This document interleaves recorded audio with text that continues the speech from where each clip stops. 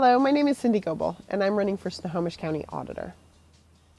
Today I asked my friend Maribel to come by and talk with me about elections and voting and participation and some of the community perceptions around that and how we get people engaged. Maribel, do you want to introduce yourself a little bit?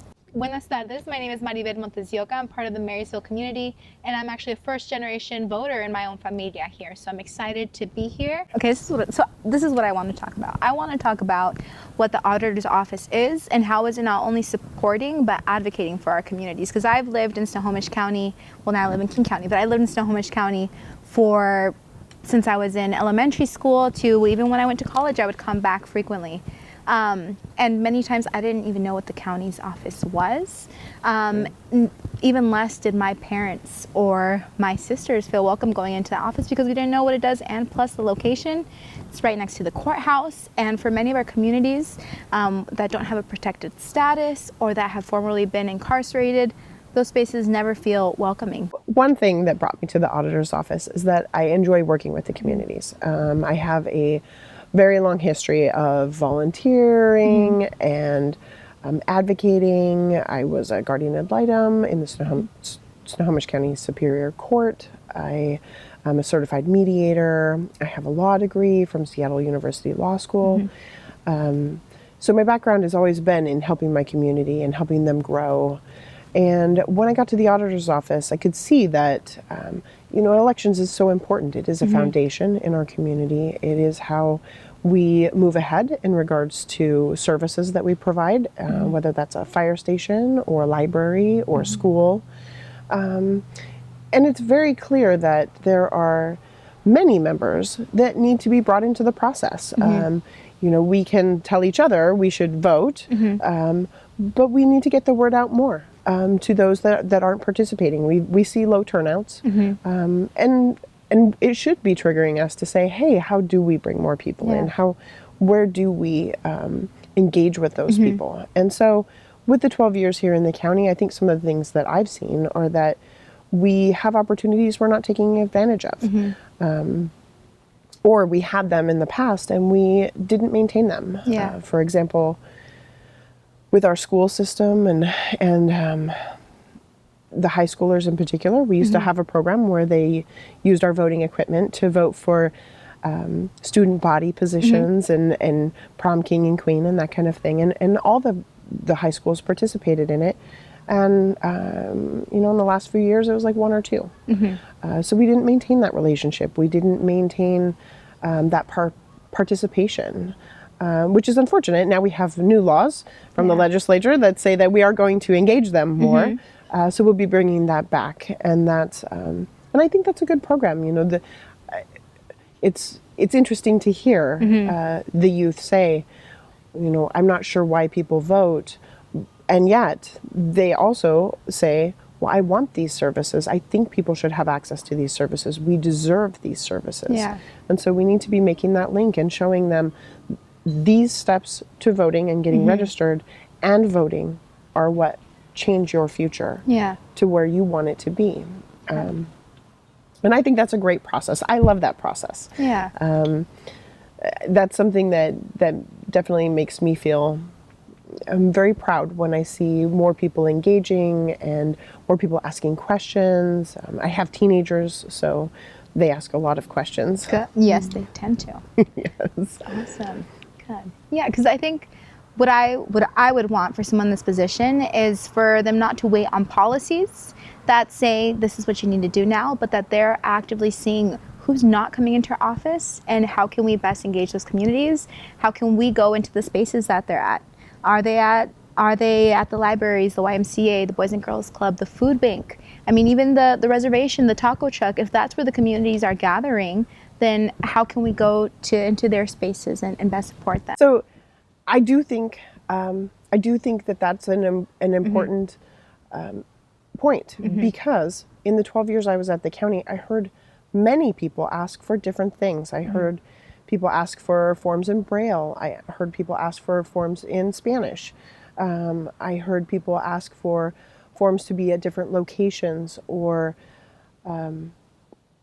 services that weren't provided. And many times it was a management decision. The management decided, well, we don't have to give the forms in Spanish. We don't have to give them in Braille. So we're not going to provide that. And I think that's a big disservice to our community. Of course. I can tell you that, for 10 years, I saw the Tulalip tribes ask for a box out on the reservation. They have a cultural center, and they have a very prominent manner that they support elections, and their community really supports what they do out there. For many years, they asked for a box, and unfortunately, that was not something that the current management decided to engage with. Luckily for them, they have great representation in the legislature, and they were able to get the Native American Voting Rights Act passed, this legislation, which I think is amazing for them. I do feel like we had that responsibility to meet those needs, and chose not to. And as a leader, I feel like that is something that I definitely take to heart.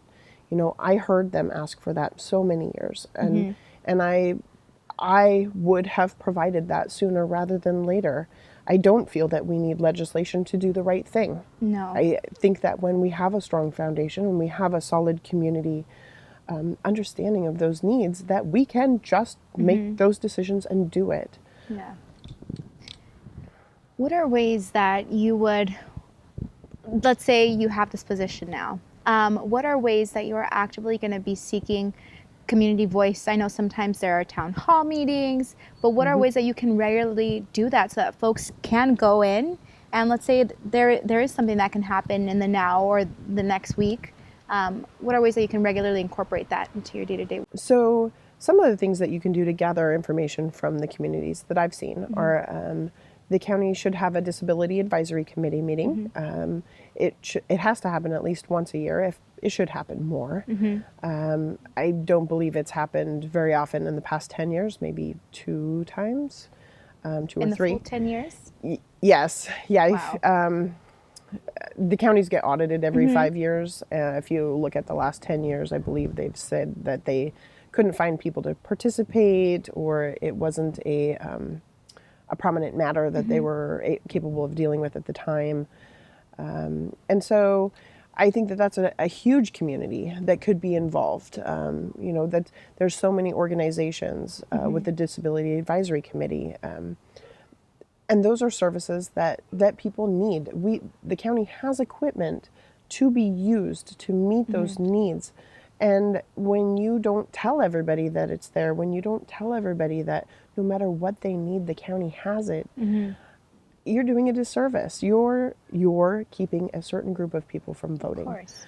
And I do think that I think the more you get out and ask the community where those centers are, the more you're going to hear. I'm asking you, where should we go? What do we do? I ask another person, where should we go? What do we do? You take those ideas and you see what works. But the first step is the ask. You can't assume that if somebody needs help, they're going to let you know. We know that. And so I do feel like there are many locations that we could go to and ask for help, not just the Disability Advisory Committee.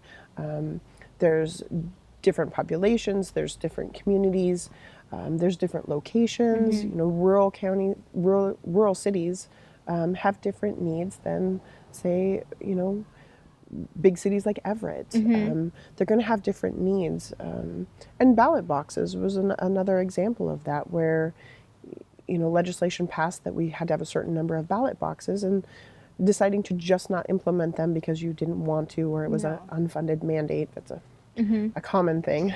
Unfunded mandate. That's not okay.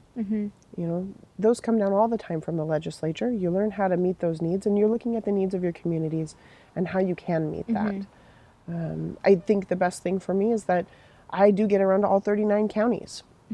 So at my state position, I audit all 39 counties for legal compliance, and I get to see what other counties are doing. So I have a wealth of knowledge about how people got ballot boxes in different locations, how people worked with their community. Yeah, we're going to have to stop. We had a lot of good information, and it got spots that I'm going to be able to cut in between there. Okay. I don't wanna catch things, so don't.